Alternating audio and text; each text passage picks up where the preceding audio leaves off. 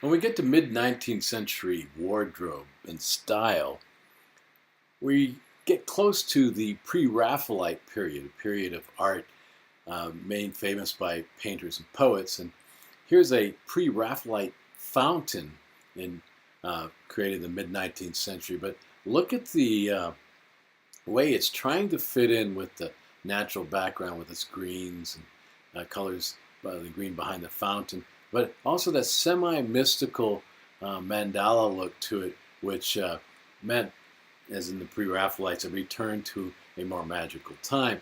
And we see here the pre-Raphaelite look in wardrobe, where you just kind of sit down among nature and its splendors and merge into it, as in this pre-Raphaelite painting here, where the people and the sheep and the trees, they're all one in this kind of dominant green hue, as we see with Meryl Streep in French Lieutenant's Woman. She's green in her dress, she's in her red hair contrasted with the green. It's this red-green contrast that we know on the color scale and everything, in the color wheel. Very big with the pre-Raphaelite look, and in their kind of idealistic, nostalgic paintings. But their architecture too was red brick against the green, and their outfits were trying to be naturalistic in the flow of velvet garments. It wasn't crinoline and it wasn't silk. It was this kind of nice, soft-feeling textured flow of the garments. And that went with the red hair, of course, which is this predominant image of the pre-Raphaelites. So you can see in the image to the left where the garments is almost like an undergarment slip with the flow of the hair, but the flow of the hair dominates the way the clothes should work. Even on the right side of the picture here, where it's the outer garment, everything is very loose and flowing in the pre-Raphaelite, very spiritual, naturalistic look, and to go with this red motif of the houses built then too. This is the red and green, and Streep, of course, fits in perfectly with this for French Lieutenant's Women. But it's a hair we're looking at here with Streep. Look at the hair suddenly became less coiffed and more free to give you that look, and so that kind of mirrored the clothes too in that pre-Raphaelite style. Coming out of that period, as we go into the late 19th century, and the late Victorian period then turns into a kind of a early Edwardian period, we have, for the men, the opposite. The men aren't free-flowing and wild. They are more tailored and groomed and barbered and stiffer in their kind of upright industrial empire look. And the women are merging into more of an active life, and so they're a little freer enough. We got the frock coat and the men in their high collars, showing their prominence in their high hats. Women, the dresses are starting to rise, so they can actually be more mobile. But with the look, you can see here with the men, it's all pretty much streamlined, high-collared, stiff in a certain way, very, very not so loose. And even in the sporting garments, where we kind of look back to almost a Renaissance look with breeches, it's all pretty much the upright figure, the Victorian gentleman, just like these houses here. Very upright, very angular. And the women, as we go towards the end of that century, if they're going to imitate the men in that upright, they do it with garments that are still pretty loose. They're just cinched tightly with one sash, and the hats then become the equivalent of the men's top hat. There has become a floral exhibit, almost like these houses here, where it's the headgear and the straight lines that really make it Edwardian. As we go to the end of the century here, we can see the women start creating dresses as if they were suits, in getting again the change in sexual equality, and so the women's suits merging towards the men's suit. And towards the end of that period, for the elegant look, we have the outrageous hats almost engulfing the head, but we have that straight lines just like the men with their Edwardian lines. But also we have collars that make the head stand up and stiffer. You see the collar in the woman in the middle. This color goes against the elegant gowns that we use for the nightlife of operas and going out. So we have a balance there. So the Victorian is balancing with a more opulent, loose, rich look, which we see in these paintings here. So that if you are elegant and wealthy, you get to get rid of that stiffness and exploit the fact that you have the freedom for spending money on loose, rich silks. And so it's the display of sexuality here and the way the silks fall against your body to contrast you with the working part of the population in this revolution. The people have to work in their stiff workaday clothes. We have a different look, which is, to me, exemplified by the same architecture here, where the curves, the tightness, the flowing, the lines, and that late 19th century déshabillé look that we see here in these women in their dresses.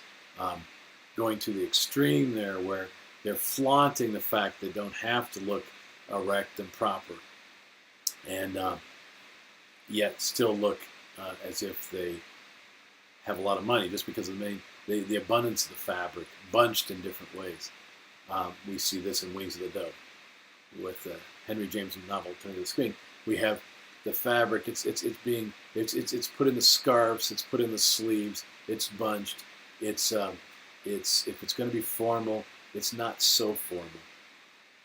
Towards the end of that century, what we do, the S look came in. So the Rossetti pre-Raphaelite look was gone. It was says, okay, we're going to emphasize the lack of curves in that pre-Raphaelite look, and we're going to bring the curves back in an exaggerated hourglass look. So it's this exaggerated hourglass look on one aspect. So we had what they called the monobosom, which exaggerated that portion, and then real tight wasp waist, and then exaggerated hips. And the high collar was still retained, though. That Edwardian collar is still retained. So the kind of architecture, if you get that hourglass with the high collar, has got to be the Eiffel Tower, which was created just around that time. To me, that's the architecture that just best represents this style and that style, this architecture. And part of this had to do with girdles, which changed from the late 19th century to the early 20th century. The way they changed the girdles changed the shapes, changes the wardrobe, changes the way people looked at the body. So here we have early 20th century look where the hourglass shape is given way to the S shape, and the hats totally eclipse the head. And so it's all about the flow of the back of the dress and the front of the dress, making it look like one smooth kind of immovable item there. Very much like these houses, this S shape in the curve of this house here. They got the curve of the apartment house, just like the curve of the dresses.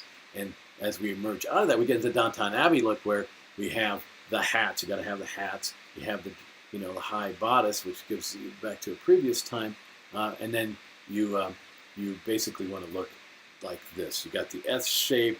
You've got the high collar. You've got the hats. That's that Edwardian look that changes by lifting the dress as we get to be more businesslike, and women become more part of the workforce and start to vote.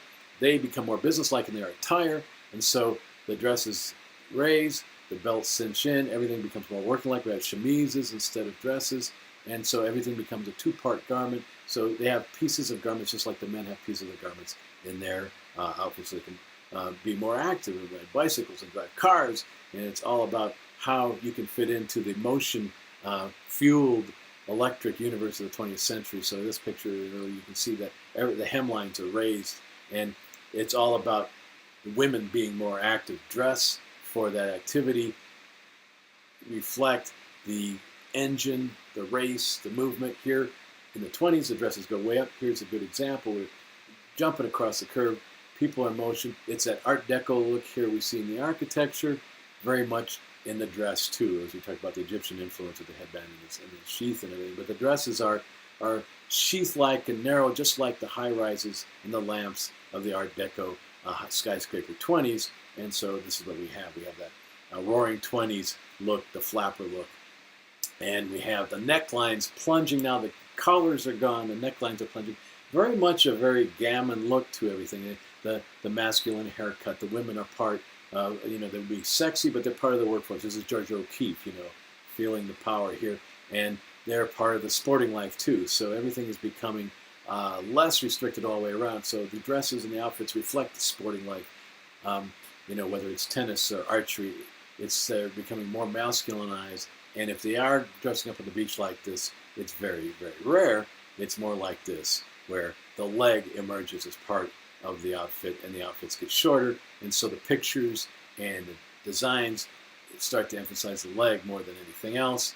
And if it's going classical or neoclassical, it's a very, very, very flowing, almost see-through classical look.